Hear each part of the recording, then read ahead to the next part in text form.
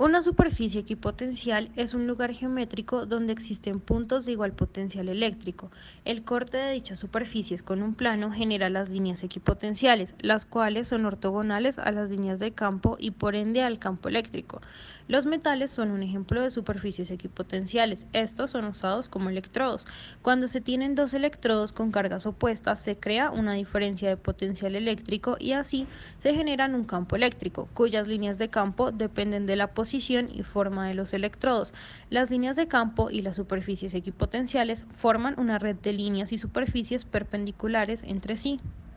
La diferencia de potencial es la diferencia en cargas eléctricas que en su composición más simple es la causante del dar energía a sistemas externos, puesto la energía como es descrita es el paso de protones de un solo positivo a uno negativo o viceversa.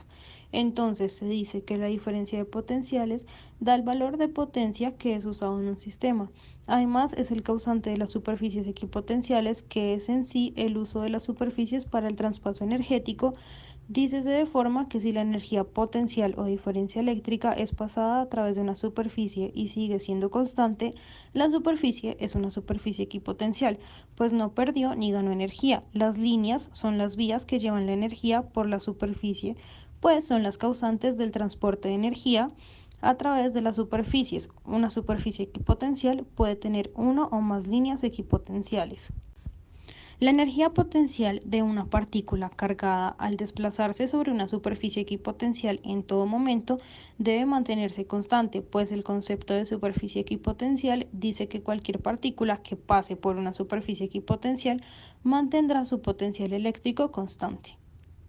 En resumen y para recordar, las superficies equipotenciales son aquellas en las que todos sus puntos tienen el mismo potencial.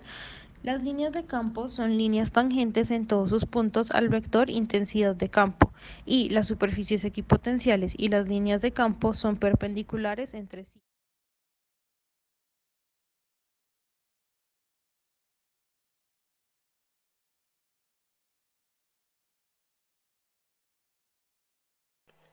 El símbolo VA se refiere al potencial eléctrico en el punto A, localizado a una distancia r de la carga Q.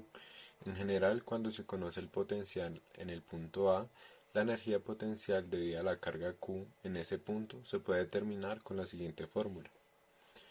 A estas alturas podemos observar que el potencial es el mismo en todos los puntos ubicados a iguales distancias de una carga esférica. Por este motivo, las líneas punteadas que aparecen en las figuras anteriores se conocen como superficies equipotenciales. Aquí podemos observar que las superficies equipotenciales siempre son perpendiculares a las líneas de campo eléctrico. También es preciso señalar que el potencial eléctrico en un punto dado se define en el término de una carga positiva. Esto significa que el potencial eléctrico será negativo en un punto localizado en el espacio que rodea una carga negativa. Por lo tanto, es conveniente recordar la siguiente regla: el potencial debido a una carga positiva es positivo y el potencial debido a una carga negativa es negativa. Ahora consideraremos un caso particular. Miraremos la siguiente figura donde queremos calcular el potencial en los alrededores de tres cargas. Dicho este potencial será igual a la suma algebraica de los potenciales eléctricos que corresponden a cada carga por separado. Pero recordemos que el potencial eléctrico en la vecindad de una carga positiva es positivo y el potencial eléctrico en la vecindad de una carga negativa es negativo. Esto significa que el signo de la carga se toma en cuenta en los cálculos. En general, el potencial eléctrico en un punto en el espacio cercano a cierto número de cargas estará dado por la siguiente expresión. Esta ecuación es una suma algebraica, puesto que el potencial eléctrico es una cantidad escalar y no una cantidad vectorial, como ocurre con las fuerzas y los campos eléctricos.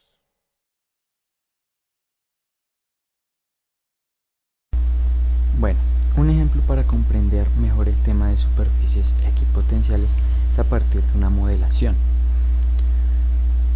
Para ello usaremos el simulador de la Universidad de Colorado.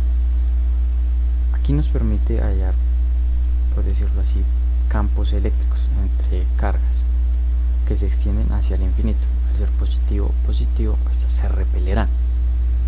Pero yo quiero hallar una superficie equipotencial y quisiera hallarlo entre una positiva y una negativa, que están más o menos a 4.5 metros.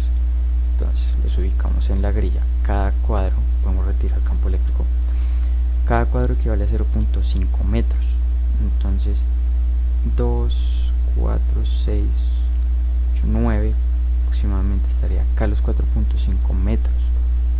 Y quisiera hallar con esta herramienta que nos proporciona el simulador una carga de 5 voltios.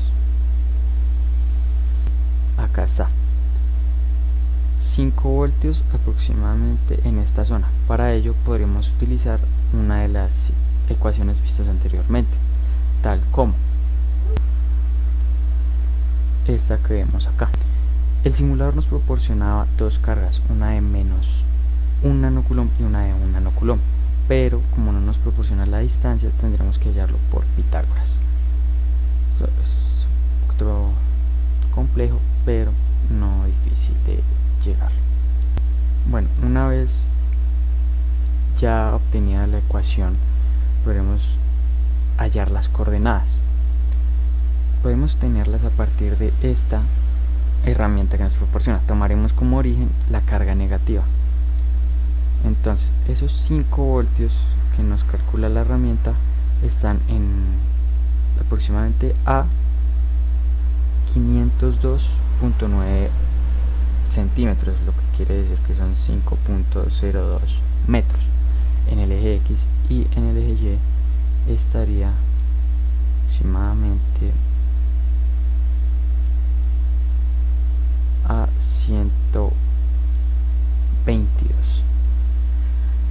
1.22 metros.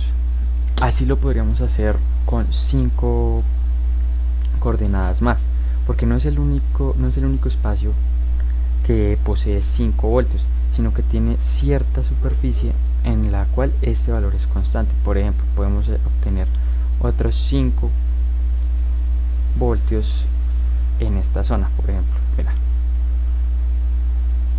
acá otros 5 voltios, y volveríamos a hacer lo mismo, tener de origen la carga negativa y hallar acá las coordenadas en el eje X a 5.83 metros en el eje X, y en el eje Y a aproximadamente a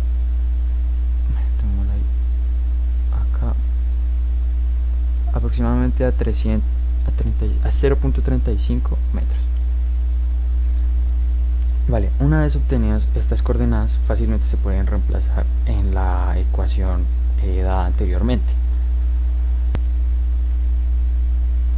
Acá, bueno, ya obtuvimos la ecuación, ya despejamos los valores, y una vez hecho esto podríamos reemplazar los que obtuvimos.